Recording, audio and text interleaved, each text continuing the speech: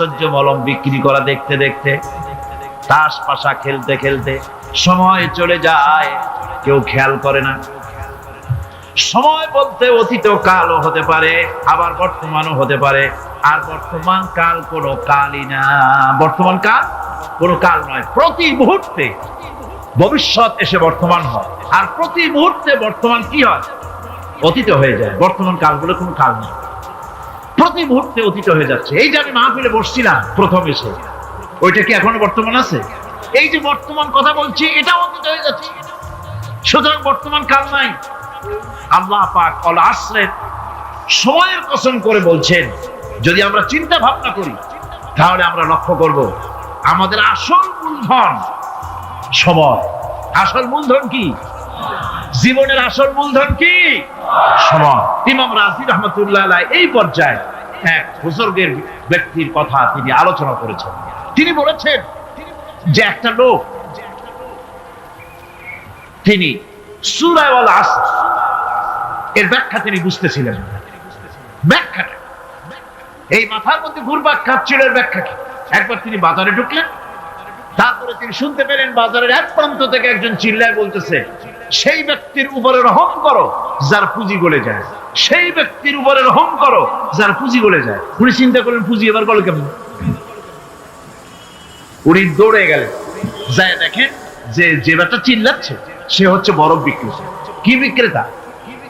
বরফ। বরফ। এখন এই বরফ বিক্রেতা সে চিল্লায় বলতেছে, সেই ব্যক্তির পরে রহম করো যার পুঁজি কি গলে যায়। সূর্যের তাপ বাড়ছে আর বরফ গলে যাচ্ছে। সে বোঝাতে চাচ্ছে যে আমার এই বরফটা জমাট থাকা অবস্থায় তোমরা কেউ কেনো, যেহেতু আমার পুঁজি তো এর মধ্যে আমি ইনভেস্ট করেছি। এটা যদি পানি হয়ে যেত, পানি তো কেউ কিনবে না, এটা তো যেখানে সেখানে পাওয়া যায়। বরফ পাওয়া যায় না বলি তো আমি বরফ কিনে আনছি। তোমরা আমার প্রতি দয়া করো, তাড়াতাড়ি করে বরফটা কিনে নিয়ে যাও। ইমাম রাজি রহমতুল্লাহ আলাইহি বলেন, বুজুর্গ ব্যক্তি চিৎকার মেরে বললেন, আল্লাহু আকবার, আমি কিন্তু এই বরফ বিক্রেতার ঘোষণার মধ্য দিয়ে সূরা আল আসরের তাফসীর আমি বুঝে ফেলেছি।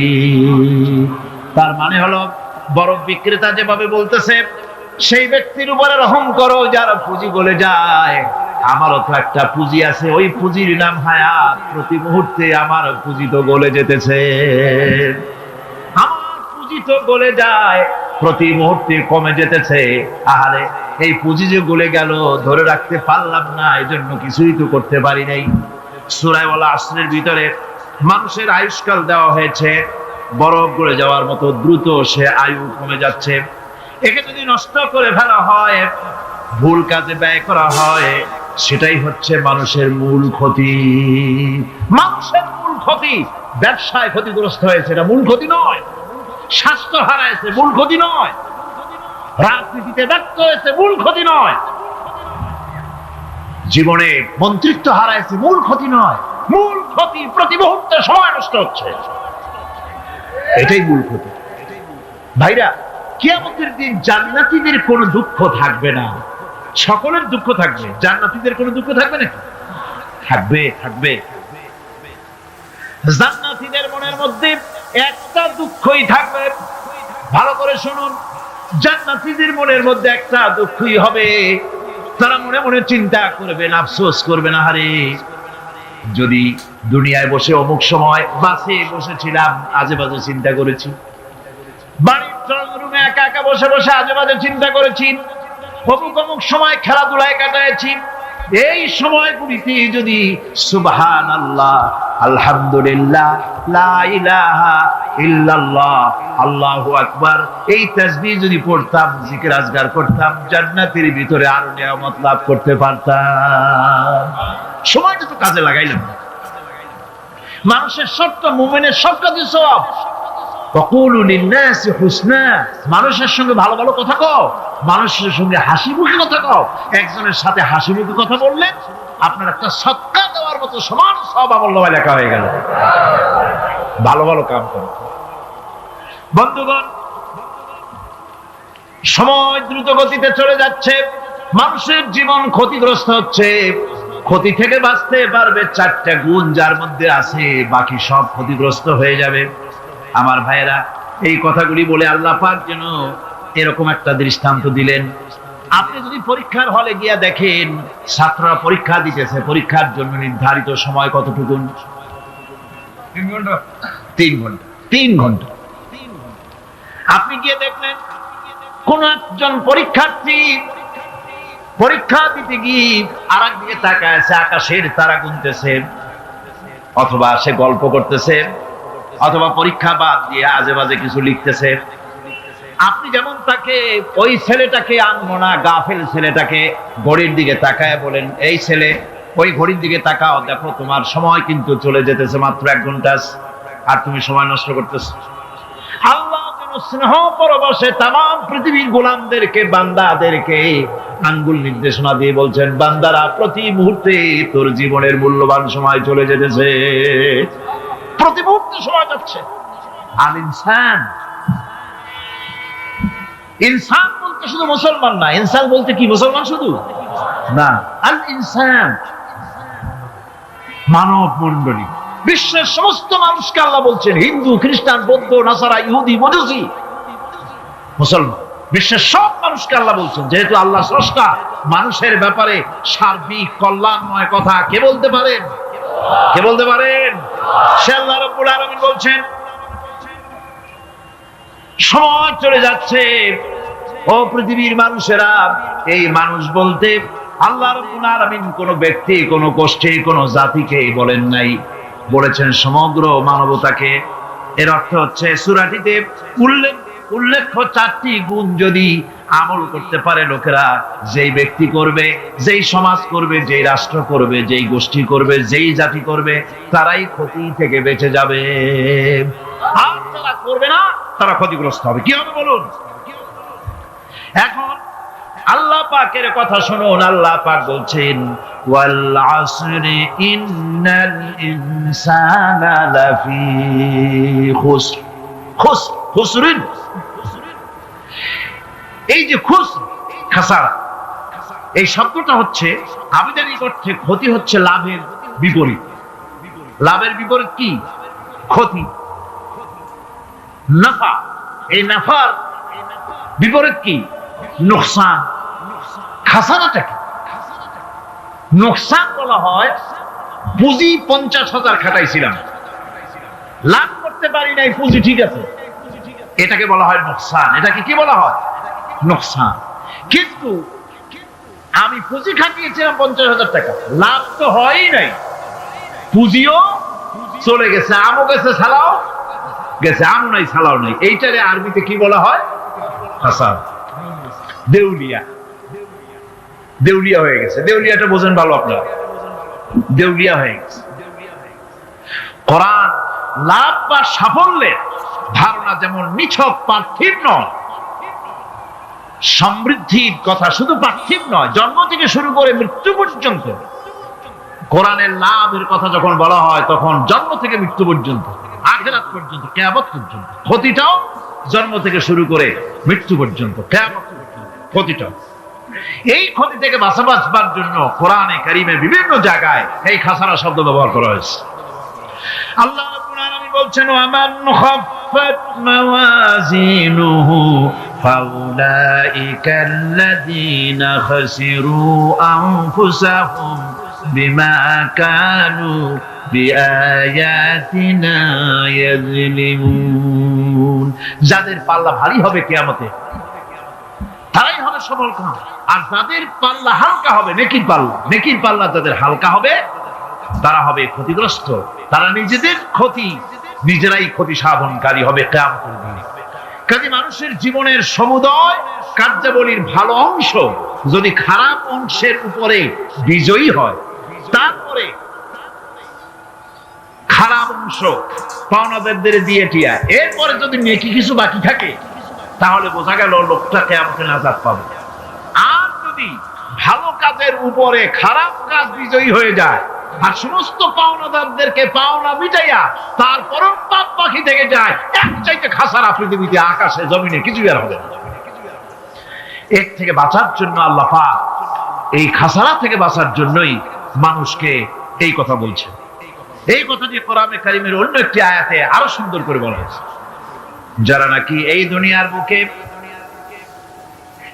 যারা নিজেদের পুঁজি খাটাইছে, জীবনের পুঁজি সুদ কামাইতে খাটালো, জীবনের পুঁজি খাটালো হারাম কামাইয়ের ভিতরে, অন্যায় কাজের ভিতরে, যারা জীবনের পুঁজিকে আল্লাহ দ্বীনের কাজে লাগাতে পারে নাই, তাদের সম্পর্কে বলা হচ্ছে হাসিরাত দুনিয়া ওয়াল আখিরাতা যালিকা হুয়াল খুসরানুল মুবিন। হাসিরাত দুনিয়া ওয়াল আখিরা, দুনিয়াও ক্ষতিগ্রস্ত, আখিরাতেও ক্ষতিগ্রস্ত।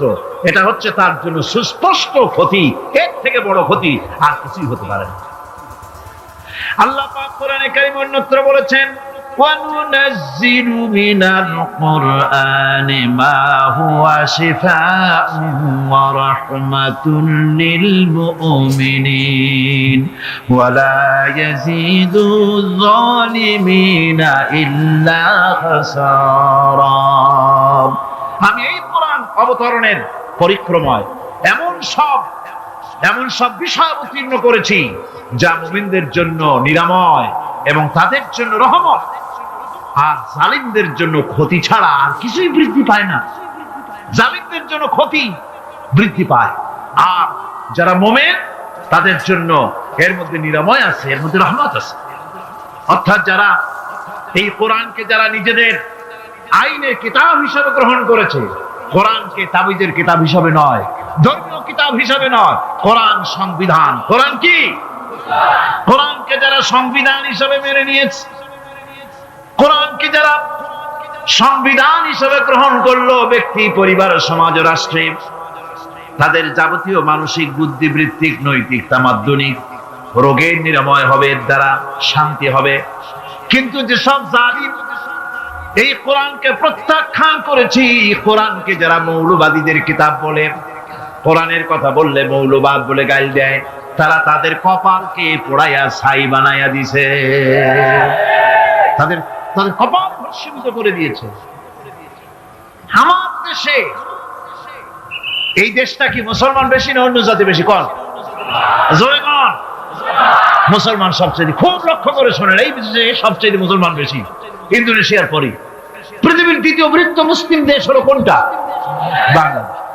এই দেশে ইসলামরে যত গালি দেওয়া হয়েছে, কোরআনকে যত গালি দেওয়া হয়েছে, আলেমদেরকে যত গালি দেওয়া হয়েছে, রাসূলুল্লাহকে যত গালি দেওয়া হয়েছে, ইসলামী আদর্শকে যত গালি দেওয়া হয়েছে, পৃথিবীতে কোন দেশে এইভাবে ইসলামকে গালি দেওয়া কোথাও হয় না। এমনকি আমেরিকার মতো দেশে, ইংল্যান্ডের মতো দেশেও কোরআনের বিরুদ্ধে এত কথা কেউ বলতে সাহস পাবে না, ইসলামের বিরুদ্ধে কথা বলতে সাহস পাবে না, যেহেতু মুসলমানেরা সেখানে পাল্টা আক্রমণ করবে। আজ আমার দেশে মুসলমানের ঘরের সন্তান হইয়া ইসলামের বিরুদ্ধে তারা বক্তব্য রাখে। মৌলবাদ জিকির উঠে গেছে। আমেরিকার প্রেসিডেন্টরা যখন শপথ নেন, প্রেসিডেন্ট হিসেবে ওথ নেন, বাইবেলের উপরে হাত রাখেন আর বলেন, এই মহাগ্রন্থকে স্পর্শ করে শপথ নিচ্ছি, আমি আমার চিন্তা চেতনা, আমার মেধা, আমার প্রজ্ঞা, সবটা আমার জাতি, আমার দেশকে উন্নয়নের জন্য, এর সমৃদ্ধির জন্য, এর সংরক্ষণের জন্য আমি আমার জীবনকে উৎসর্গ করি। বাইবেলের উপরে স্পর্শ করে এই শপথ তারা নেন। আমার দেশের প্রেসিডেন্ট, প্রধানমন্ত্রী শপথ নেওয়ার সময় কোরআন শরীফের উপরে হাত রাখে যদি, তাহলে বলা হবে বেচারা মৌলবাদী হয়ে গেছে। এটা করা যাবে না। আর যদি কেউ করে সামান্য কিছু, কোরআন না, যদি তসবিহ নিয়েও আসে, তাহলে বুঝতে হবে জাতির সাথে একটা প্রতারণা ছাড়া কিছুই না। কাজী ধর্মের প্রতি আকর্ষণ একটা ভিন্ন জিনিস, সেই জিনিসকে ছেড়ে যারা দেয় তারাই ক্ষতিগ্রস্ত হয়, আর যারা ধরে রাখে তারা দুনিয়ায় ক্ষতিগ্রস্ত হয় না। আল্লাহ পাক এখানে রাসূল কারীম সাল্লাল্লাহু আলাইহি ওয়াসাল্লাম একটি হাদিস প্রণিধানযোগ্য কোরআনের ব্যাপারে। হুজুর বলেছেন, আল কোরআন হুজ্জাতুন লাকা ওয়া আলাইকা। এই কোরআন হয় তোমার পক্ষের সাক্ষী, না হয় এই কোরআন তোমার বিপক্ষের সাক্ষী। কিয়ামতে এই কোরআন হয় তোমার পক্ষে কাজ করবে, নতুবা এই কোরআন তোমার বিপক্ষে কাজ করবে। দুই অবস্থা থেকে খালি হবে না, হয় কোরআন তোমার পক্ষে সাক্ষী দেবে, না হয় আমরা কি চাই? কিয়ামতে কি চাই? বলেন কি চাই? কোরআনের পক্ষে যদি আমরা সাক্ষী চাই, তাহলে এই কোরআনের পক্ষে আমাদেরকে কাজ করতে হবে। এছাড়া আমাদের নাজাতের কোনো পথ নাই। আমাদের মুক্তির পথ হচ্ছে কোরআন কেন্দ্রিক, রাসূলুল্লাহর হাদিস কেন্দ্রিক। এর বাইরে আমাদের সমস্ত পুঁজি নষ্ট হয়ে যাবে। আমাদেরকে পৃথিবীতে টিকে থাকতে হলে কোরআনের উপরে ভিত্তি করে আমাদেরকে বাঁচতে হবে, টিকতে হবে। কোরআনে কারিমে আল্লাহ রাব্বুল আলামিন অন্যত্র বলেছেন, কুল ইন্নাল খাসিরিনাল্লাযীনা খাসিরু আনফুসাহুম ওয়া আহলিহিম ইয়াওমাল কিয়ামাহ আলা যালিকা হুয়াল খুসরানুল মুবিন। বলো, প্রকৃত দেউলিয়া তারাই যারা কিয়ামতের দিন নিজেকে, নিজের পরিবর্গকে এই ক্ষতির দিকে যারা ঠেলে দেবে। ভালো করে শুনে নাও, এটি হচ্ছে সুস্পষ্ট ক্ষতি, সুস্পষ্ট দেউলিয়াপনা। এই ক্ষতি থেকে বাঁচার জন্য আল্লাহ রাব্বুল আলামিন কোরআনে কারীমের মধ্যে বলেছেন, ওয়াল আসরি ইন্নাল ইনসানা লাফি খুসর। পড়েন সবাই, ওয়াল আসরি ইন্নাল ইনসানা লাফি খুসর। মানুষের, সমগ্র মানুষের জীবন ক্ষতিগ্রস্ত। কে বলতেছেন? গা শিউরে ওঠার কথা না? গা শিউরে ওঠে? আল্লাহ বলতেছেন ক্ষতিগ্রস্ত। আপনি যতই মনে করেন আপনার মিল আছে, কল আছে, কারখানা আছে, মন্ত্রী, টাকা পয়সা আছে, প্রেসিডেন্ট হয়েছেন, প্রধানমন্ত্রী হয়েছেন, আপনার জীবন সফল হয়েছে, আল্লাহ বলেন না, জীবন ব্যর্থ, জীবন বিফল, জীবন ক্ষতিগ্রস্ত। তাম পৃথিবী সমস্ত মানুষ ক্ষতিগ্রস্ত, ব্যর্থ। 4টা কাজ করলে সফল হবে। কয়টা কাজ? জোরে বলেন, কয়টা কাজ? ইল্লাল্লাযীনা আমানু ওয়া আমিলুস সালিহাতি ওয়া তাওয়াসাউ বিল হাক্কি ওয়া তাওয়াসাউ বিস সাবর। 4টা কাজ করলে জীবন হবে সফল। এই ব্যর্থতা থেকে, এই ক্ষতি থেকে যদি বাঁচতে চাই কিনা? কারা কারা চাই? দেখাই তো হাত। কারা কারা চাই? ক্ষতির হাত থেকে বাঁচতে চাই কারা? আলহামদুলিল্লাহ, হাত নামান। ক্ষতির হাত থেকে যারা বাঁচতে চান, আল্লাহ রাব্বুল আলামিন তাদের জন্য ফর্মুলা পেশ করেছেন, ইল্লাল্লাযীনা আমানু ওয়া আমিলুস সালিহাতি ওয়া তাওয়াসাউ বিল হাক্কি ওয়া তাওয়াসাউ বিস সাবর। আল্লাহ পাক বলেন, 4টি কাজ করলে জীবন সফল হয়ে যাবে। কয়টা কাজ? 4টা কাজ করলে জীবনটা সফল হয়ে যাবে। 1 নম্বরে ঈমান। 1 নম্বরে কি? ঈমান। এটাই হচ্ছে ফাউন্ডেশন। ক্ষতি থেকে বাঁচার জন্য প্রথম যে গুণটি, সেটির নাম হচ্ছে ঈমান। ইসলামে ঈমানের স্থান সর্বপ্রথম, তারপরে হচ্ছে ইসলাম। ঈমান আগে, তারপরে কি? ইসলাম। ইসলাম হচ্ছে বীজ, ঈমান হচ্ছে বীজ, আর ইসলাম হচ্ছে চারা, গাছ। এটা হচ্ছে ভিত্তি। এই ভিত্তিকে সর্বপ্রথম মজবুত করতে হবে। ঈমানের ভিত্তি, ঈমানের ভিত্তি দুনিয়ায় ঈমানের আহ্বান জানাবার জন্যই আল্লাহ রাব্বুল আলামিন সমস্ত নবী এবং রাসূলদেরকে পৃথিবীতে পাঠিয়েছেন ঈমানের আহ্বানের জন্য। দুনিয়ার সমস্ত নবীদের দাওয়াত ছিল ঈমানের দাওয়াত। কিসের দাওয়াত? এই ঈমানের দাবিটা আসছে, এই দাওয়াতটা এসেছে আল্লাহর কাছ থেকে। কার কাছ থেকে? দেখুন, পৃথিবীর ভিতরে কোন নবীদের কথার সাথে আরেকজন নবীর কথার কোনো বৈপরীত্য হয় নাই। সমস্ত নবীদের কথা একরকম ছিল। কয় রকম?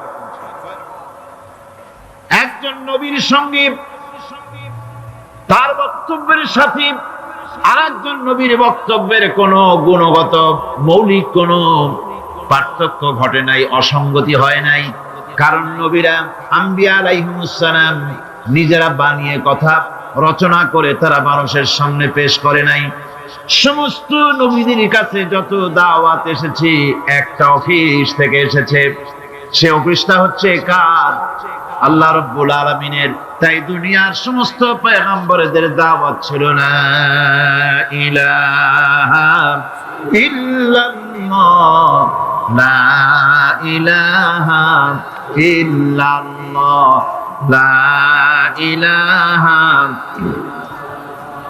লা ইলাহা ইল্লাল্লাহ মুহাম্মাদুর রাসূলুল্লাহ। এটাই ছিল সমস্ত নবীদের দাওয়াত। কোরআনে কারীম তার ধারক এবং বাহক সম্পর্কে বলে যে তিনি যে দাওয়াত দিয়েছেন সে দাওয়াতটা হলো ঈমানের দাওয়াত। আমাদের নবী তিনি এসে যে দাওয়াত দিয়েছেন সে দাওয়াতটা কিসের?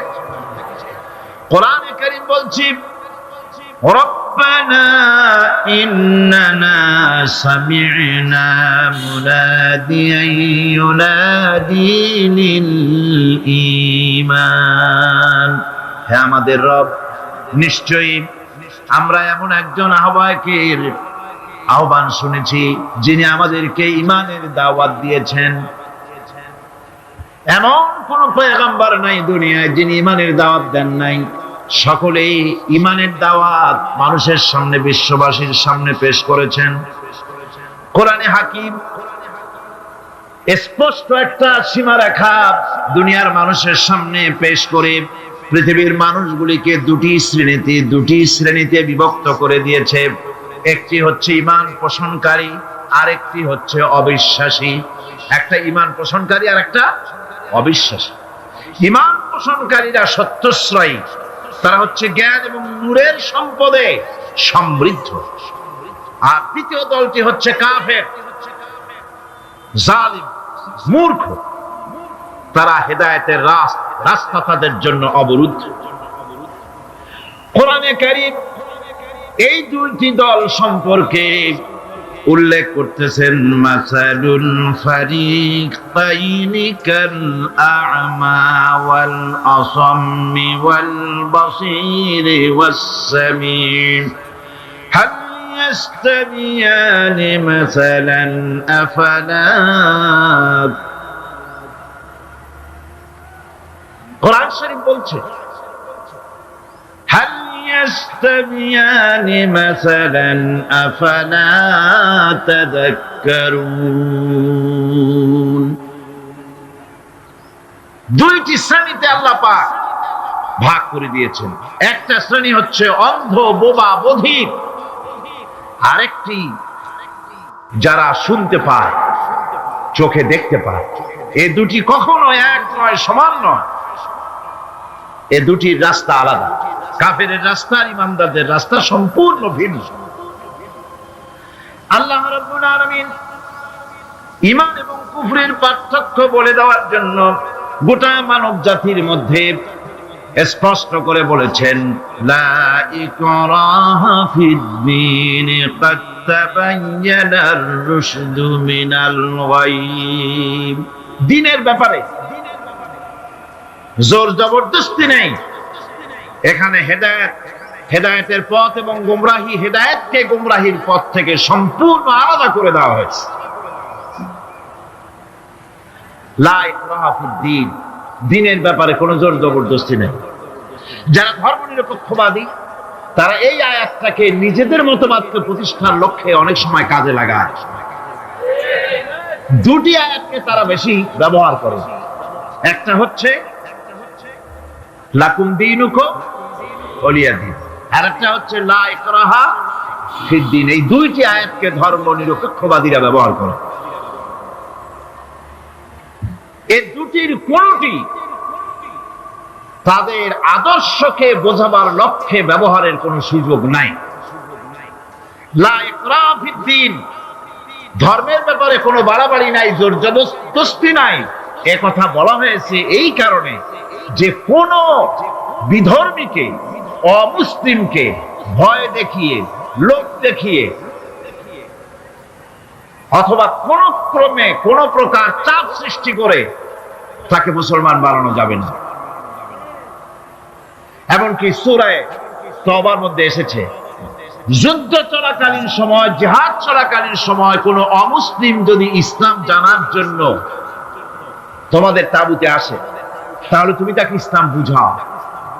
ইসলাম শোনার পরে যদি মেনে নেয় ভালো কথা, আর যদি না মানে তাকে তার তাঁবু পর্যন্ত ফিরে যেতে চাও, ফিরে যেতে দাও। মাঝপথে তাকে আক্রমণ করা যাবে না। ধর্মের ব্যাপারে কোনো বাড়াবাড়ি নাই। লা ইকরাহা ফিদ্দীন, এর দ্বারা ধর্ম নিরপেক্ষতার কোনো কথা বোঝানো হয়নি। আর লাকুম দীনুকুম ওয়ালিয়া দীন, এটা ছিল কাফেরদের সেই বক্তব্যের প্রেক্ষিতে যেখানে কাফেররা বলেছিল মুহাম্মদ সাল্লাল্লাহু আলাইহি ওয়াসাল্লাম, আসুন আমরা এক কাজ করি, সেটা হলো ধর্ম নিয়ে আমাদের মধ্যে যে বাকবিতণ্ডা হচ্ছে, আমরা ধর্মকে 50-50 ভাগ করে দিই। কিছুদিন আমরা গিয়া আপনার আল্লাহরে সেজদা দেই, আর কিছুদিন আপনারা আমাদের মূর্তিগুলিকে প্রণাম করুন।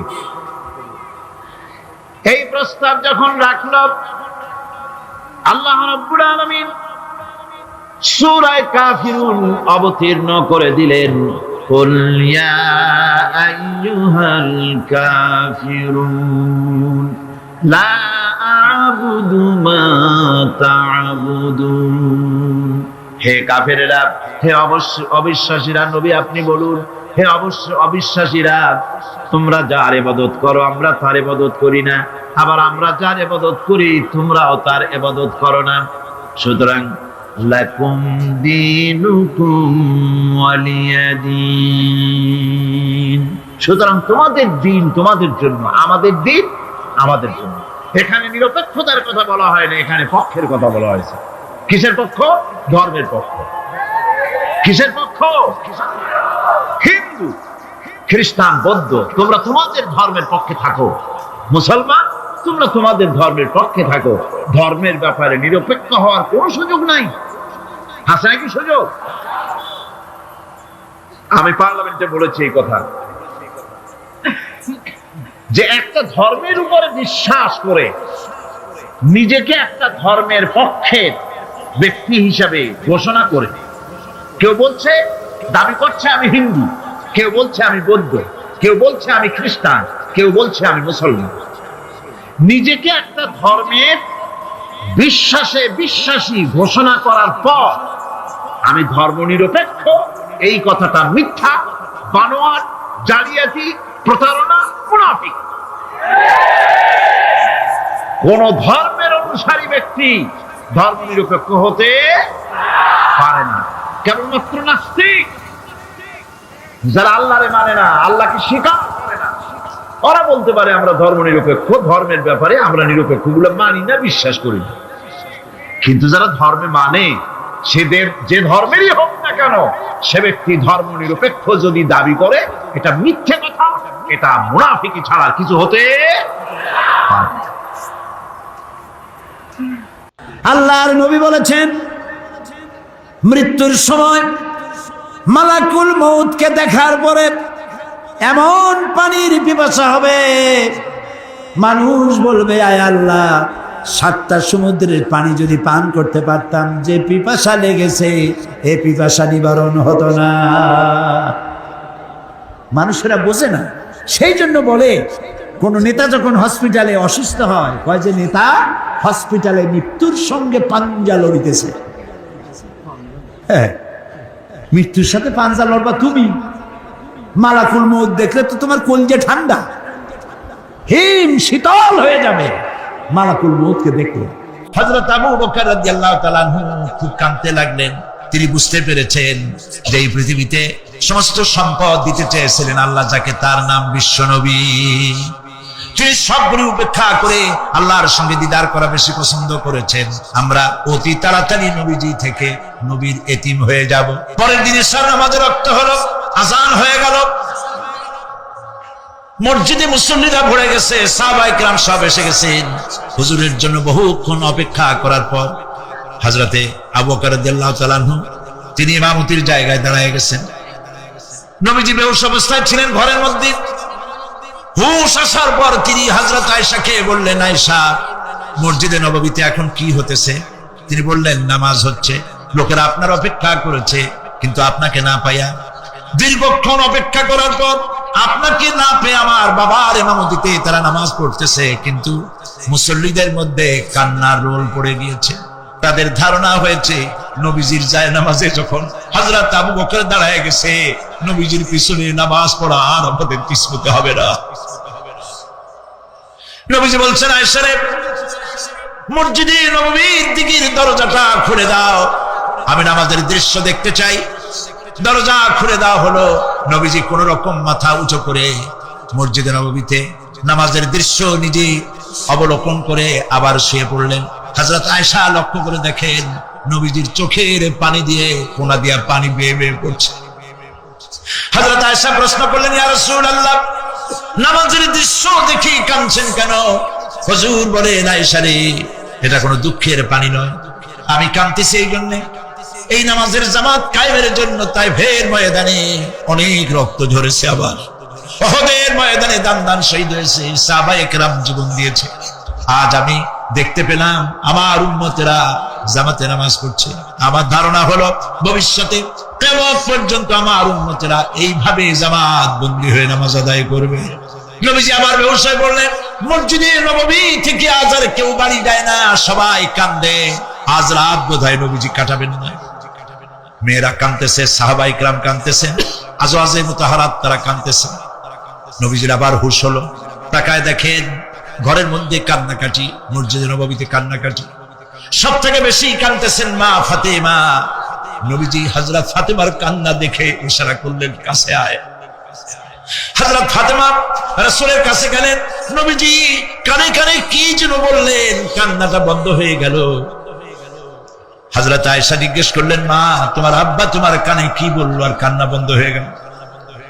হযরত ফাতেমা বলে, আম্মাজি, আমার আব্বা আমাকে বললেন, মা ফাতিমা, তোমার কান্না আমার বরদাস্ত হয় না, কেঁদো না, আমি মৃত্যুর পরে সকলের আগে তোমার সাথে আমার দেখা হয়ে যাবে। হযরত ফাতেমা বলছেন, আম্মাজি, আমি বুঝতে পেরেছি আমার আব্বার এই কথার অর্থ কি। নবীজির ইন্তেকালের পরে আত্মীয় স্বজনের মধ্যে সবার আগে আমার মৃত্যু হবে, আর আমার পিতার সাথে আমি মিলিত হতে পারবো। রাত যখন শেষ হয়ে এলো, নবীজির হুশ হয়েছে। তাকায় দেখেন হযরত জিবরাইল দাঁড়ানো।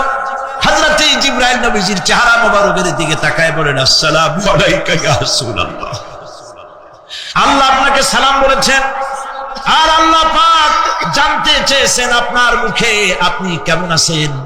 আল্লাহ জানেন আপনার অবস্থা কি, তারপরেও আপনার মুখে শুনতে চেয়েছেন আপনি কেমন আছেন। নবীজি বলছেন, জিবরাইল, বড় কষ্টে আছি, বড়ই যন্ত্রণা, বড়ই কষ্ট। হযরত জিবরাইল বলছেন, ইয়া রাসূলুল্লাহ, আজকে এক নতুন ফেরেশতা আমি সাথে করে নিয়ে এসেছি। এই ফেরেশতা পৃথিবীর কোন নবী অথবা কোন মানুষের কাছে যাওয়ার জন্য অনুমতি চায় না, আজ আপনার কাছে অনুমতি ভিক্ষা চায় কাছে আসার জন্য। ওই ফেরেশতার নাম হচ্ছে মালাকুল মউত।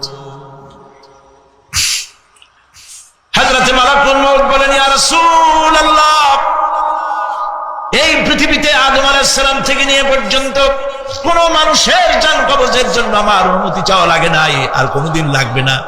আজ আমি আসার সময় আল্লাহ বলেছেন আপনার জান কবজের জন্য আমি যেন আপনার কাছে অনুমতি ভিক্ষা চাই। নবীজি বলছেন, আমি যদি অনুমতি না দেই তো কি হবে? হযরত মালাকুল মউত বলছেন, ইয়া রাসূলুল্লাহ, অনুমতি যদি না দেন আমি ফেরত চলে যাব, আমাকে সেভাবেই বলা হয়েছে। হযরত জিবরাইল বলেন, ইয়া রাসূলুল্লাহ, আল্লাহ রাব্বুল আলামিন আপনার দিদারের ইন্তজার করতেছেন। নবীজি বলছেন, মালাকুল মউত, তুমি জান কবজের কাজ শুরু করো। মালাকুল মউত যখন কাছে এসেছে, রাসূল জিজ্ঞেস করলেন, আয়েশা, ঘরে যে কয়েক টুকরা স্বর্ণ ছিল সেগুলোর কি অবস্থা? ছোট ছোট 6 টুকরা স্বর্ণ ছিল। হযরত আয়েশা বলছেন, হুজুর, আমি এগুলো রেখে দিছি। হুজুর বলছেন, না, রাখতে পারবে না, আমার ইন্তেকালের আগে খয়রাত করে দাও। মুহাম্মদ সাল্লাল্লাহু আলাইহি ওয়াসাল্লাম আল্লাহর কাছে অবস্থায় উঠবে না যে তার ঘরের ভিতরে সোনা ছিল, দিয়ে দাও, খয়রাত করে দিয়ে দাও। হযরত মালাকুল মউত রাসূলের জান কবজ শুরু করে দিলেন। রাসূলুল্লাহ জীবনের শেষ কথা বললেন, আসসালাত আসসালাত ওয়া মা মালাকাত আইমানুকুম। আমার উম্মতেরা বিদায় লগ্নে বলে গেলাম, নামাজ নামাজ নামাজ ছেড়ে দিল। প্রিয় ভাইয়েরা, নবী করিম সাল্লাল্লাহু আলাইহি ওয়াসাল্লাম জীবনের শেষ কথা বলে গেছেন নামাজ।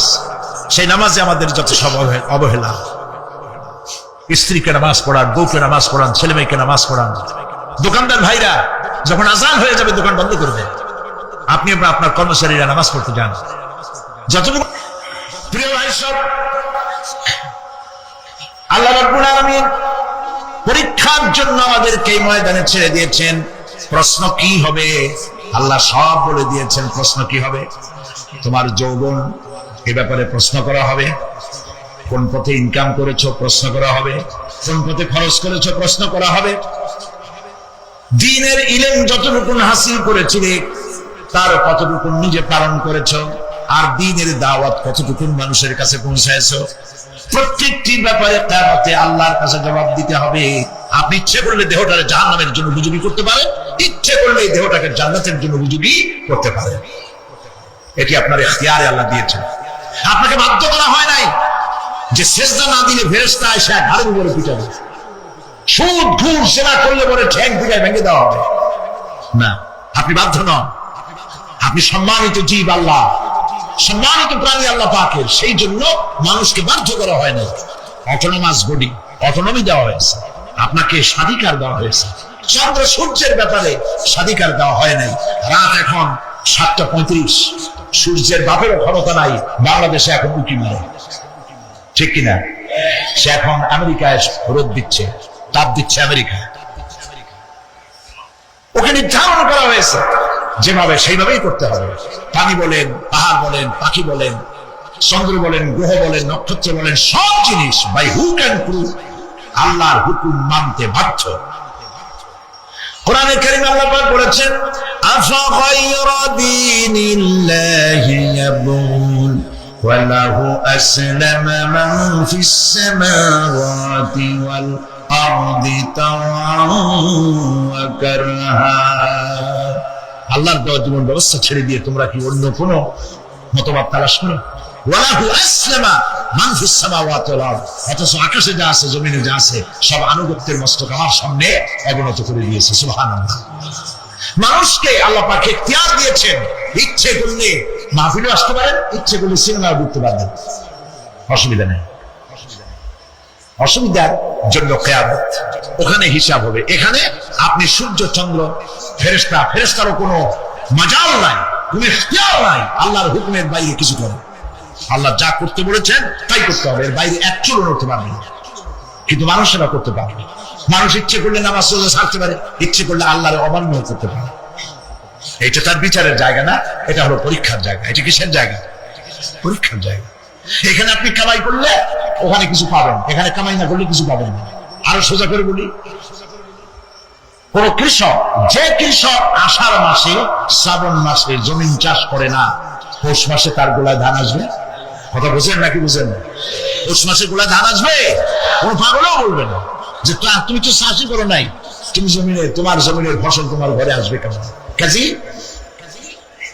এই দুনিয়ায় পরীক্ষা দিলে এখানে রেজাল্ট হয়, এখানে কাজ লাগাইলে এখানে ফল দেয়। কিন্তু মানুষের জন্য আল্লাহ পাক যে আমল তৈরি করেছেন, পরীক্ষা নেবেন, সেই পরীক্ষার রেজাল্ট এখানে হবে না। পরীক্ষার রেজাল্ট আউট হবে কোথায়? আখিরাত। বলেন সবাই, কোথায় হবে? পরীক্ষার রেজাল্ট আউট হবে কোথায়? আখিরাত। এখানে আপনি যা কামাই করবেন এখানে রিটার্ন দেওয়া হবে না। এখানে যা কামাই করবেন সমস্ত কামাই 700 গুণ বর্ধিত আকারে কিয়ামতে আল্লাহ আপনার হাতে ধরাই দিবেন। আল্লাহর ওয়াদা কখনো মিথ্যা হয়? মিথ্যা হয় রাজনৈতিক দলের নেতারা, এই জাতীয় লোকেরা যারা মঞ্চে আসে আর বলে যে আমাদের ভোট দেন, আমরা ক্ষমতায় যাইতে পারলে আপনারা না খাইয়ে কেউ মরবেন না। কিন্তু কি খাইয়া মরবে তাও কয় না। সেদিন শুনলাম এই যে নির্বাচন এখন একটা চলতেছে, স্লোগান, বাপ দাঁড়াইছে, ছেলে তো বলে রহিম ভাই আমার ভাই, তোমার বাপের নাম রহিম। তারপরে শুনলাম বলতেছে বেগুন ভাইয়ের চরিত্র, আজকে নাম রাখে তো আদর করে বেগুন, পটল। বেগুন ভাইয়ের চরিত্র ফুলের মতো পবিত্র। আমি আরেকজনের পাশে থেকে করি যে নামাজ পড়ে না, একত্র এমনই ফুলের মতো চরিত্র। তো দুনিয়ার ময়দানে আপনি যা কামাই করবেন এখানে রেজাল্ট আউট হবে, এখানে আপনি পাবেন ফল, এখানে পাবেন। যা করবেন, এখানে গাছ লাগাবেন, ফল লাগাবেন, এখানে পাবেন। আর আল্লাহর জন্য যেটা করবেন সেটার ফল, সেটার রেজাল্ট কিয়ামতে বাইর হবে। সুবহানাল্লাহ। এখানে পরীক্ষা দিয়ে যদি কেউ ফেল করে, ম্যাট্রিক পরীক্ষা দিয়ে ফেল করেছে, ফাজিল পরীক্ষা দিয়ে ফেল করেছে, আবার পরীক্ষা দিয়ে পাস করার সুযোগ আছে, আবারও ফেল করেছে, আবারও পরীক্ষা দিয়ে পাস করার সুযোগ আছে। 10 বার যদি ফেল করে আরো 10 বার পরীক্ষা দিয়ে পাস করার সুযোগ আছে। কিন্তু কিয়ামতের দিন আল্লাহ রাব্বুল আলামিনের জীবনের পরীক্ষায় কোন মানুষ যদি আল্লাহর আদালতে ফেল করে বসে একবার, দ্বিতীয়বার পরীক্ষা দেওয়ার আর কোন সুযোগ নাই। এই পৃথিবীতে যদি কেউ নিম্ন আদালতে মামলায় হেরে যায়, জাজ কোর্টে করবে, যদি হেরে যায় হাইকোর্টে করবে, হেরে গেলে আপিল করবে সুপ্রিম কোর্টে, সুপ্রিম কোর্টেও যদি হেরে যায় তাহলে প্রেসিডেন্টের কাছে আপিল করবে। সুযোগ আছে কয়েকবার। কিন্তু কিয়ামতের দিন জীবনের আদালতে কোন মানুষ যদি একবার ফেল করে বসে, জীবনের মামলায় যদি একবার হেরে যায়, দ্বিতীয়বার আপিল করার আর কোনো জায়গা নাই। সে আখিরাতে রেজাল্ট আউট হবে। আমরা সব মরে যাব, আমরা সব কি হব? সব মরে যাব। আল্লাহ পাক আমাদেরকে উঠাবেন না। মানুষকে কবরে রাখার সময় আমরা কি বলি? মিনহা খালাকনাকুম, জানেন না? পড়েন, মিনহা খালাকনাকুম ওয়া ফিহা নুঈদুকুম ওয়া মিনহা নুখরিজুকুম তারাতান উখরা। এই মাটি দিয়ে তোমাকে তৈরি করা হয়েছিল, এই মাটির মধ্যে রেখে গেলাম, এর থেকে আবার তোমাকে উত্থিত করা হবে। কে বলতেছেন এ কথা? আল্লাহ পাক বলছেন, আল্লাহ তাআলা বলছেন। কি নিষ্ঠুর এই পৃথিবী! ভেবে দেখেছেন কি একবারও কি ভেবে দেখেছেন এই পৃথিবী কত নিষ্ঠুর? এই সন্তান সন্ততি সব একটি মোহ, একটি মায়া, একটি মহব্বত, একটি প্রতারণা। যে বইয়ের জন্য হারাম ইনকাম করেছেন, যে সন্তানদের জন্য হারাম ইনকাম করেছেন, জান দিলেন, রক্ত দিলেন, জীবন দিলেন, সারা রাত কষ্ট করেছেন, দৌড়দৌড়ি করেছেন, যখন মরে গেলেন যে বাচ্চাটা আপনি করে না নিলে কলিজা ঠান্ডা হয় না, সেই বাচ্চা বলবে, মাকে বলবে, মা বাপের লাশ যে রুমে আছে আমার সেখানে নিও না, আমার ভয় করে। ঠিক কিনা? স্ত্রীও আরো 2-1 লোক না হলে লাশের ঘরে থাকতে পারবে না, তারও ভয় করবে। থাকলে বড় জোর মা থাকতে পারে, বাপ থাকতে পারে। যাকে বিবাহ করার পর অনেক সন্তান আছে, মা বাপকে চোখে দেখতে পারে না, দৌড় কথা মতো মায়ের সাথে কথা বলা বন্ধ করে দেয়। হয়তো কুমিল্লা এরকম নাও থাকতে পারে। বউ নালিশ করছে, মার সাথে কথা বলে, আবার বলে এই বুড়ি যে মরে না কেন? নাউযুবিল্লাহ, নাউযুবিল্লাহ। বুড়ি যারে মরার কথা বলতেছো তুমি, তোমার ছোট্টবেলায় যখন তোমার টাইফয়েড হয়েছিল, অসুখ করেছিল, গরিব বাবা, বাড়িতে ল্যাপ নাই, খাতা নাই, তোষক নাই, সেই জায়গায় মা তার কাপড় বিছায় দিয়া বুকের উপরে নিজের শরীরের উষ্ণতা দিয়া বাঁচায় রাখার চেষ্টা করেছে, নিজে না খেয়ে খাওয়াইছে, অসুখ সারে না। মা ওই মুমূর্ষ বাচ্চার সেরানে তার মাথার কাছে বসে তাহাজ্জুদের নামাজ পড়ে কোরআন শরীফ তেলাওয়াত করে, চোখ দিয়া পানি পড়ে আর বলতে থাকে, রব্বুল আলামিন আমার জীবনটারে দিয়ে আমার কলিজার টুকরা সন্তানটারে বাঁচাইয়া দাও। যেই মা নিজের জীবন দিয়া সন্তান বাঁচাইতে চাইলো, সেই সন্তান আজকে বউ পাইয়া মাকে ভুলে যায়, মায়ের সাথে খারাপ ব্যবহার করে। আল্লাহ রাব্বুল আলামিন বলেছেন, মা বাবার সঙ্গে খারাপ ব্যবহার করো না, ভালোবাসায় কথা বলো।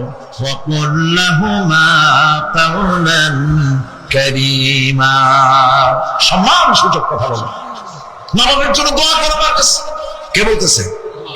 আল্লাহ তাআলা বলছেন দোয়া করো আমার কাছে এই ভাষায়, রব্বিরহামহুমা কামা রাব্বায়ানি সাগীরা। পড়েন সবাই, রব্বিরহামহুমা কামা রাব্বায়ানি সাগীরা। আয় আমার রব, আমার মা বাপ জন্মের ছোটবেলায় আমাকে অত্যন্ত যত্ন করে লালন পালন করেছেন। আল্লাহ তাআলা তুমি দয়া করে আমার মা বাপকে তোমার রহমতের করে লালন পালন করো। সুবহানাল্লাহ। নামাজের পর সকলে এই দোয়া পড়বেন, মনে থাকবে? মনে থাকবে? প্রিয় ভাই সব, সেই কিয়ামতের মাঠে আমাদেরকে উঠতে হবে, আল্লাহর দরবারে উঠতে হবে। সেই সময় আমাদেরকে কেউ উপকার করবে না। يوم لا ينفع مال ولا بنون, সম্পদ আর সন্তান সন্ততি কোনো কাজে লাগবে না। মা তার সন্তানকে চিনবে না, সন্তান তার মাকে চিনবে না, বাপ তার সন্তানকে চিনবে না, কেউ কাউকে পরিচয় দিবে না।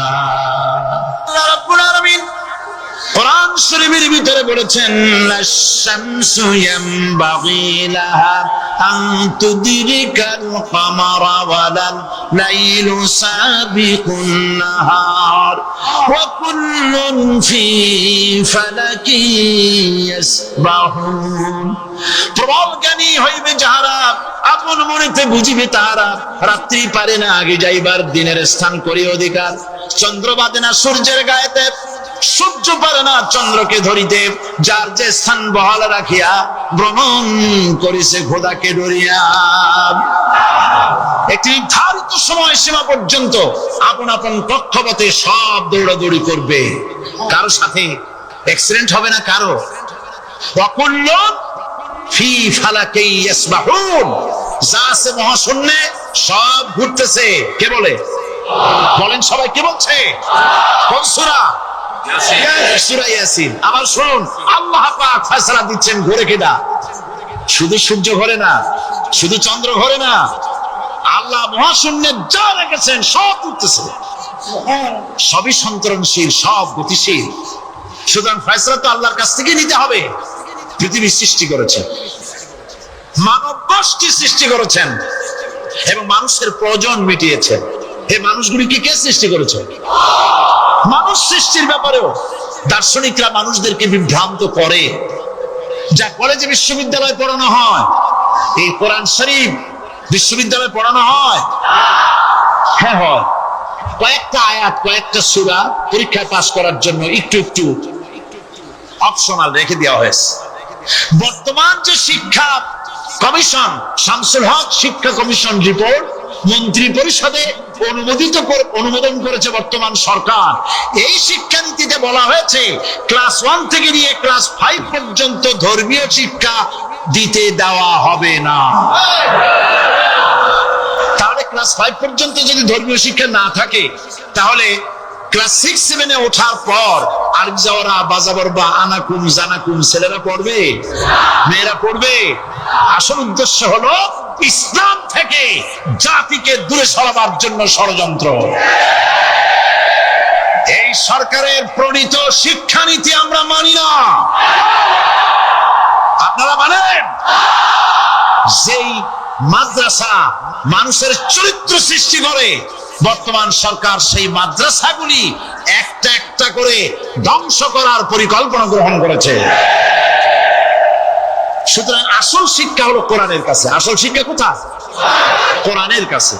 কোরআন যদি শিখানো হতো, কোরআন যদি শিখানো হতো কলেজে বিশ্ববিদ্যালয়, তাহলে গতকাল চট্টগ্রাম বিশ্ববিদ্যালয় থেকে যেসব ছেলেরা বিশ্ববিদ্যালয় কর্তৃপক্ষ কর্তৃক বরাদ্দকৃত, হাইজ্যাক করা নয়, বরাদ্দকৃত 4খানা বাস দিয়ে কোরআন শুনতে আসতে চেয়েছিল, বর্তমান সরকারের তথাকথিত সোনার ছেলেরা আসতে দিল না। কোরআন যদি তারা পড়ত, তাহলে কোরআন শরীফ শুনতে তারাও আসতো। কপাল পড়া। জোরে বলেন কি? আরো জোরে বলেন কি? কপাল পড়া। সব ভালো লাগে, কোরআন ভালো লাগে না। এদেরকে শিখানো হয়েছে, আরে তোমরা তো মানুষ না।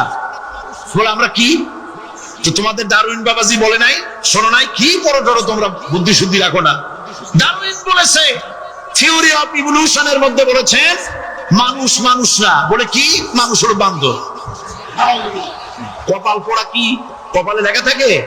কাজে কামে প্রকাশ হয়ে যায়। ডারউইন বলল মানুষ মানুষ না। আলফ্রেড বললেন মানুষ হলো মানুষই ঠিক, তবে মানুষ হলো সেক্স সর্বস্ব জীব। সেক্স সমস্যার সমাধান করলে মানুষের সব সমস্যার সমাধান হয়ে যাবে। কার্ল মার্কস বললেন মানুষ হলো পেট সর্বস্ব জীব, পেট সমস্যার সমাধান করে দিলে সব সমস্যা শেষ। আর ডারউইন বললেন মানুষ মানুষই না, মানুষ কি বলে বান্দর, ওরাং ওটাং শিম্পাঞ্জি আর ব্যাং থেকে মানুষের উৎপত্তি হয়েছে। আমি যখন জীবনের প্রথম শিম্পাঞ্জি দেখলাম, ওরাং ওটাং দেখলাম, তখন আমি মনে করেছি যে ডারউইন খামোখা ভুল করে নাই। এইটা দেখেই ও মনে করেছে যে এই হচ্ছে আমার মাতামহের গোষ্ঠী, এ হলো পিতামহের গোষ্ঠী। আপনারা একটু মাথা কাটায় চিন্তা করেন, মানুষ যদি বান্দর থেকে হবে, আজও বানর ফরেস্ট এরিয়া আছে কিনা বাংলাদেশে? চিল্লায় বলেন আছে কিনা? তো মানুষ যদি বান্দর থেকেই হবে, আপনারা কি কোনোদিন দেখেছেন যে একটা বান্দরের কোমর পর্যন্ত মানুষের মতো হয়ে সারছে? আর কিছুদিন গেলেই পুরো মানুষ হয়ে যাবে, গলা পর্যন্ত মানুষের মতো হয়ে গেছে, আর কদিন গেলেই মানুষ হয়ে যাবে। দেখছেন কখনো? আচ্ছা আপনারা বলেন, পাবদা মাছ আপনারা চট্টগ্রামে কি বলেন? পাবদাই বলেন। পাবদা মাছ দেখতে কি মাছের মতো লাগে? বোয়াল মাছের মতো। কোন পাগলে কি বলছে কথা যে বোয়ালের পূর্বপুরুষ পাবদা? পাবদাগুলি পুটি টুটি খাইয়ে খাইয়ে আস্তে আস্তে বোয়াল হয়ে গেছে, এ কথা কেউ বলে? আচ্ছা শোলের যে ছোট সাইজ, শোল মাছ, গজাল মাছ, এর যে ছোট্ট সাইজ ভর্তা করে খায়, শুটকি বানায় খায়, ওগুলোর কি বলে? টাকি মাছ। এই টাকি মাছ দেখতে শোল মাছের মতো। কেউ পাগলকে আজ পর্যন্ত বলেছে যে শোল মাছের পূর্বপুরুষ টাকি, টাকিগুলা সারমার খাইয়া আস্তে আস্তে শোলে পরিণত হয়ে গেছে? কেউ বলেছে? বলো। ডারউইন কয় বোতল খাইয়ে যে এই মতবাদ লিখছে আল্লাহই ভালো জানে। যে বান্দরের থেকে মানুষ আবিষ্কার হয়েছে, নাউজুবিল্লাহ। এগুলি পড়ানো হয় কলেজে, বিশ্ববিদ্যালয়, তাই আমাদের সোনার ছেলেরা বান্দরামি করে। ওদের যদি পড়ানো হয়তো তোমরা বান্দরের গোষ্ঠী নও, তোমরা মানুষ। মর্যাদা কার বেশি, বান্দরের না মানুষের? এই পৃথিবীর প্রথম মানুষকে আদম আলাইহিস সালাম। আদম হইছেন কি দিয়ে? মাটি দিয়ে। আল্লাহ রাব্বুল আলামিন যিনি মানুষ সৃষ্টি করেছেন, তিনি কোরআন শরীফের ভিতরে বলে দিয়েছেন, আমি প্রথমেই বলেছি, আপনারা লক্ষ্য করুন, এই কোরআন তাবিজের কিতাব নয়, এই কোরআন তদবিরের কিতাব নয়, ঝাড়ফুঁকের কিতাব নয়। কোরআন হলো পৃথিবীর মানুষের জন্য কোড অফ লাইফ, পূর্ণাঙ্গ জীবন বিধান। সবকিছু আল্লাহ পাক কোরআনের ভিতরে বলে দিয়েছেন, কোন জিনিস বাদ দেন নাই। আপনি আমি কেমনে সৃষ্টি হয়েছি আল্লাহ পাক কোরআনের ভিতরে বলেছেন, ইন্না খালাকনাকুম মিন তুরাবিন সুম্মা মিন নুতফাতিন সুম্মা মিন আলাকাতিন সুম্মা মিন মুদগাহ। নিষ্প্রাণ মাটি দিয়ে তোমাকে উৎপন্ন করা হয়েছে, নিষ্প্রাণ মাটি উপাদান দিয়ে তোমাকে তৈরি করা হলো। মায়ের পেটের ভিতরে এক ফোঁটা নাপাক পানি জমাট রক্তে পরিণত হয়ে গেল, জমাট রক্ত আস্তে করে গোষ্ঠপিণ্ড হলো, গোষ্ঠপিণ্ডকে সুন্দর করে সাজায়া হাড্ডি গুড্ডি বানায়া স্ট্রাকচার তৈরি করে তার উপরে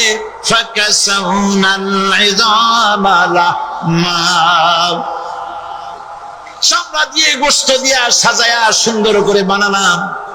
আল্লাহর পরিচয় শুনুন, আল্লাহ আমার কেমন আল্লাহ। মায়ের পেটের ভিতরে সন্তান বানায়া এরপরে যখন রূহ দেওয়া হয়েছে, ক্ষুধা লেগেছে, খাবারের প্রয়োজন হয়েছে, আল্লাহ রাব্বুল আলামিন ওই কচি বান্দা মায়ের পেটে বসে কি খাবে, সেজন্য তার মা চিন্তা করে নাই, বাবা চিন্তা করে নাই, সরকার চিন্তা করে নাই। আল্লাহ রাব্বুল আলামিন মায়ের মাসিক অসুখকে বন্ধ করে দিয়ে সন্তানের নাভির সাথে আর মায়ের নাভির সাথে তার লাগায়া, পাইপ লাগায়া মায়ের মাসিক অসুখের রক্তগুলি দিয়ে সন্তানকে বড় বানালেন। মুখ দিয়া এই রক্ত পান করালেন না, মুখটাকে পবিত্র রেখে দিলেন যাতে করে পৃথিবীতে আসার পর ওই মুখ দিয়ে আল্লাহ রাব্বুল আলামিনের জিকির করতে পারো। সন্তান মায়ের ভিতরে পেটের ভিতরে বড় হলো। আল্লাহ রাব্বুল আলামিন বলেন মাস দিন যখন পুরা হয়ে গেল, সুম্মা নুখরিজুকুম তুফলা, বাচ্চার আকারে পৃথিবীতে নিয়ে আসলাম। এখন খাবা কি? পৃথিবীতে যখন বাচ্চা এলো তখন তার পেটের সাথে যে সংযোগ ছিল মায়ের নাভির সাথে আর সন্তানের নাভির সাথে, সেই সংযোগ তার আর কি থাকলো? কি করা হলো? কেটে দেওয়া হলো। লক্ষ্য করুন, খাবারের জন্য একটি মাত্র পাইপ আল্লাহ লাগাইছিলেন, পৃথিবীতে সন্তান আসার সঙ্গে সঙ্গে পাইপটা কেটে দেওয়া হলো। এবার কি খাবে? আল্লাহ রাব্বুল আলামিন মায়ের বুক থেকে সন্তানের জন্য এবার সিঙ্গেল সিগন্যাল, তার জন্য সিঙ্গেল কোন লাইন যেটা ছিল কেটে দিয়া মায়ের বুক থেকে সন্তানের জন্য ডাবল লাইন আল্লাহ চালু করে দিলেন। এমন দুধ বানায় দিলেন যা শুধু খাবার নয়, শুধু ফুড ভ্যালু নয়, এই দুধের ভিতরে ক্যালসিয়াম, এর মধ্যে ভিটামিন, এর মধ্যে আয়রন, এর মধ্যে মেডিসিন। দুনিয়ার এই সন্তান ছিল ফি কারারিন মাকিন, সুরক্ষিত জায়গার ভিতরে ছিল, কোন পলিউশন সেখানে যেতে পারতো না, রোগের জার্ম সেখানে যেতে পারতো না। দুনিয়ায় এলো দূষিত আবহাওয়ার ভিতরে, এই সন্তানকে এখনই অ্যান্টিবায়োটিক খাওয়ালে পরে অসুবিধা হবে। আল্লাহ রাব্বুল আলামিন মায়ের দুধের ভিতরে ঔষধ দিয়া রোগের প্রতিষেধক বানায়া দিলেন। এ হলো আমার আল্লাহ। এ আমার কে? আল্লাহ। জোরে বলেন আল্লাহ। আল্লাহ আল্লাহ রাব্বুল আলামিন মায়ের দুধ দিয়ে সন্তানকে বড় করলেন আর শোনায় দিলেন, খবরদার এই মায়ের সাথে, এই বাপের সাথে নাফরমানি করবি না। মা বাপের জন্য আমার কাছে দোয়া করবে, রব্বির হামহুমা কামা রাব্বায়ানি সগীরা। সবাই পড়েন আমার সাথে, রব্বির হামহুমা কামা রাব্বায়ানি সগীরা। আল্লাহ পাক শিখাই দিলেন বান্দারে আমার কাছে দোয়া করায়, আল্লাহ আমার মা বাপ আমাকে ছোটবেলায় যেভাবে স্নেহের কোলে লালন পালন করেছে, এইভাবে আমার মা বাপকে তোমার রহমতের কোলে লালন পালন করো। মনে থাকবে ভাইরা? বলে মনে থাকবে? প্রত্যেক নামাজের পরে মা বাবার জন্য দোয়া করবেন, বেঁচে থাকুক আর মরে যাক, দোয়া করবেনই। মনে থাকবে? রব্বির হামহুমা কামা রাব্বায়ানি সগীরা। আমার পরে রব্বির হামহুমা কামা রাব্বায়ানি সগীরা। আল্লাহ পাক মায়ের মর্যাদা এত বাড়াইছেন, সাহাবী প্রশ্ন করেছে, ইয়া রাসূলুল্লাহ খেদমত করব কার? হুজুর বলেন তোমার মায়ের, তারপরে কার? তোমার মায়ের, তারপরে কার? তোমার মায়ের, তারপরে কার? তোমার পিতার। বাপের চাইতে মায়ের মর্যাদা আল্লাহ 3 গুণ বাড়াইয়া দিলেন, 3 গুণ বৃদ্ধি করে দিলেন। হাদিস শরীফে এসেছে, হযরত আবী হুরায়রা রাদিয়াল্লাহু তাআলা আনহু রাসূলের কাছে এসে রাতের বেলায় কাঁদতেছিলেন।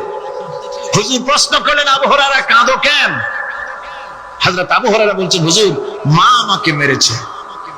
তিনি প্রশ্ন করলেন, আচ্ছা মা তোমার মারলো কেন? তুমি কি কোনো বেয়াদবি করছো? তিনি বললেন না। তবে মারলো কেন? হযরত আবু হুরায়রা বলেন, ইয়া রাসূলুল্লাহ আপনার খেদমত থেকে বাড়ি ফিরতে আমার দেরি হয়ে গিয়েছিল। গভীর রাত্রে যখন বাড়ি গেছি, মা আমাকে প্রশ্ন করলেন, বাবা দেরি হলো কেন? কোথায় ছিলি? তাম পৃথিবীর মানুষ যেই কদম মোবারক চুমু দিতে পারলে ধন্য হয়ে যায়, সেই আখিরি জামানার পয়গম্বর নবী মুহাম্মদ রাসূলুল্লাহ সাল্লাল্লাহু আলাইহি সাল্লামের দরবার থেকে আসতে আমার দেরি হয়ে গেছে। ইয়া রাসূলুল্লাহ আমার মা আপনার নাম শুনে তার গা জ্বলে উঠলো, তিনি কাফের মুশরিকা। আপনার নাম শুনে অগ্নি শর্মা হয়ে আমাকে ধরে পিটানো আরম্ভ করলেন আর বললেন, আবু হুরায়রা হয় মুহাম্মদ সাল্লাল্লাহু আলাইহি সাল্লামের বাড়ি ছাড়বি, নইলে আমার বাড়ি ছাড়বি, কি করবি বল? মার খেতে খেতে আমি বললাম, মা তোমার গায়ে যত শক্তি আছে আমারে মারো, তোমার বাড়ি শুদ্ধ, তামাম দুনিয়াটা ছেড়ে দিতে পারি, মুহাম্মদ রাসূলুল্লাহর কদম মোবারক ছেড়ে দিতে পারি না। আল্লাহ! হুজুর আমার মা গলা ধাক্কা মেরে আমাকে বের করে দিয়েছেন। হুজুর বলছেন, আবু হুরায়রা, মা তোমাকে মেরেছে আর আমার কাছে নালিশ করছো, আমি তোমার মায়ের কোনো বিচার করতে পারবো না। সুবহানাল্লাহ। এত বড় পাওয়ারফুল নবী, শানওয়ালা, ইজ্জতওয়ালি, বরকতওয়ালি, এত বড় নবী বলছেন মা মেরেছে, আমার করার কিচ্ছু নাই। সুবহানাল্লাহ। তোমার মা মুশরিকা হোক আর যাই হোক, তোমার মা।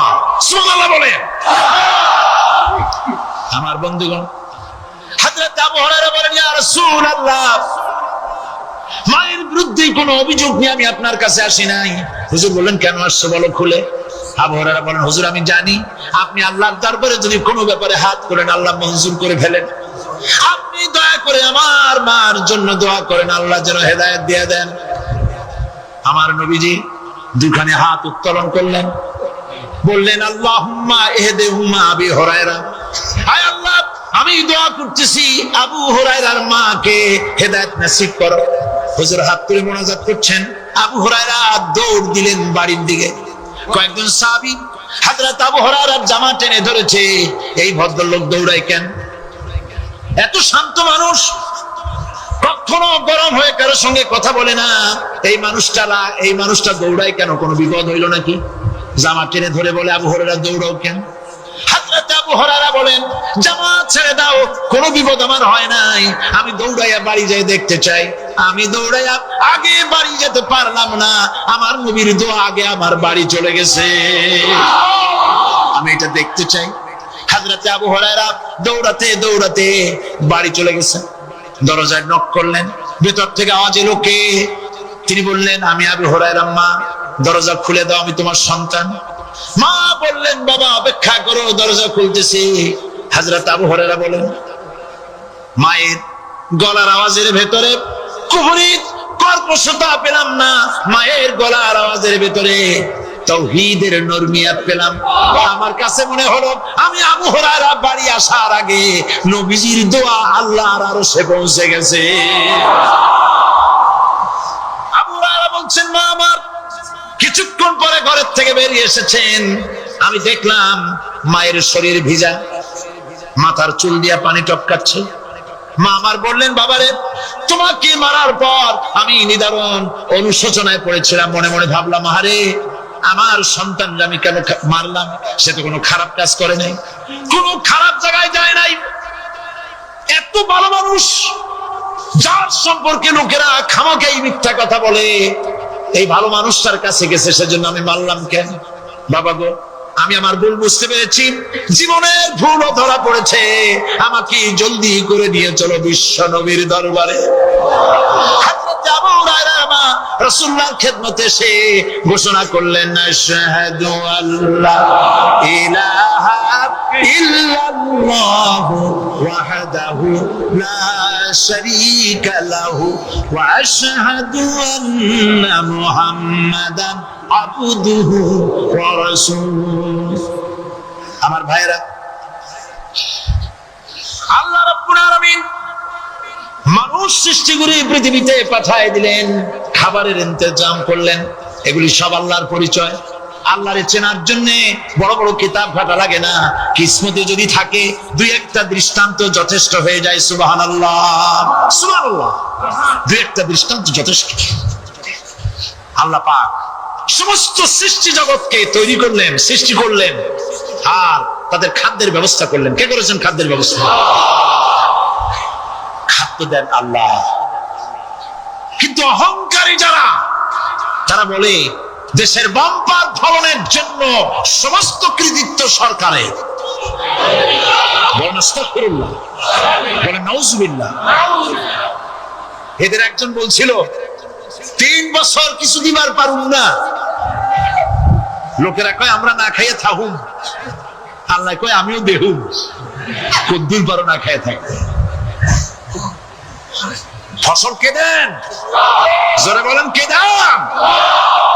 বাম্পার ফসলের ফলনের দাবি সরকার করতে পারে না, এটা কুফরি, এটা শিরক। জমিনের ফসল কে দেন? আকাশের বৃষ্টি কার? পানি কার? সার কার? সব আল্লাহ পাক। আল্লাহ পাক কোরআন শরীফে বলেছেন, লাইন শাকারতুম লাযীদান্নাকুম ওয়া লাইন কাফারতুম ইন্না আযাবী লাশাদীদ। আমার নিয়ামতের শুকর যদি আদায় করো বাড়ায় দেব, আর যদি কৃতজ্ঞ হও শুকরিয়া আদায় না করো মস্ত বড় শাস্তি দেব। ফসল দেই আমি, আর শুকরিয়া আদায় করো তোমার বাজানে, ঠিক কিনা? শুকরিয়া আদায় করে কার বাজানে? একটা লোকের, একটি মানুষের যেই প্রশংসা এই সরকার করলো বিগত 4.5 বছর ধরে, একটা মানুষের যত জিকির করলো, প্রশংসা করলো, ছবিটা নাইলো, যদি এতটা জিকির এতটা স্মরণ আল্লাহ রাব্বুল আলামিনের করতো, ওদের জন্য আল্লাহর জান্নাতের দরজা খোলা হয়ে যেত। প্রশংসা করবে কার? সিলা বলুন, আল্লাহ পাকের প্রশংসা করো। খেতে দেওয়ার মালিক তিনি। আল্লাহ পাক বলছেন আল্লাহকে, তার পরিচয় আল্লাহ তুলে ধরেছেন, ওয়ামা মিন দাব্বাতিন ফিল আরদি ইল্লা আলাল্লাহি রিজকুহা। এই পৃথিবীর ভিতরে এমন কোন বিচরণশীল জীব নাই যার রিস্কের দায়িত্ব আমি আল্লাহ গ্রহণ করি নাই। সুবহানাল্লাহ বলবেন না? রিস্কের দায়িত্ব কার হাতে? আচ্ছা দেখুন তো, পৃথিবীর সমস্ত সরকারের কাছে বিভিন্ন মন্ত্রণালয় আছে না? খাদ্য মন্ত্রণালয় বলে কোন মন্ত্রণালয় আছে কিনা? আছে। খালি কয় খামু আর খামু। খাদ্য মন্ত্রণালয় আছে, থাকার পরেও মানুষ না খাইয়া মরে, ঠিক কিনা? এবার একটু তাকান তো, জ্ঞানের চক্ষু দিয়া তাকান, ফরেস্ট এরিয়া, বাঘ আছে কিনা? নাই। সিংহ আছে কিনা? গন্ডার আছে কিনা? হাতি আছে কিনা? বিশাল বিশাল প্রাণী আছে কিনা? জঙ্গলে ছোট্ট প্রাণী থেকে, পোকা থেকে শুরু করে গন্ডার পর্যন্ত, টুনটুনি পাখি দিয়ে শুরু করে ঈগল পাখি পর্যন্ত, নদীর ভিতরে ছোট্ট চুনো পুঁটি থেকে শুরু করে তিমি মাছ পর্যন্ত। প্রাণী তত্ত্ববিদরা বলেছেন সমুদ্রের ভিতরে এমন এমন বড় বড় তিমি আছে যে একটা তিমির ওজন 5000 টন পর্যন্ত হয়ে যায়। 5000 টন তিমিটার ওজন। এ যখন বাচ্চা হয় তখন বাচ্চার দৈনিক দুধ লাগে 50 থেকে 60 মণ পর্যন্ত। কে ব্যবস্থা করে? রুহান ফেরেশতা। তো ওর মা যেমন বাচ্চা তো সেরকম, ঠিক কিনা? কে দেয় খাবার?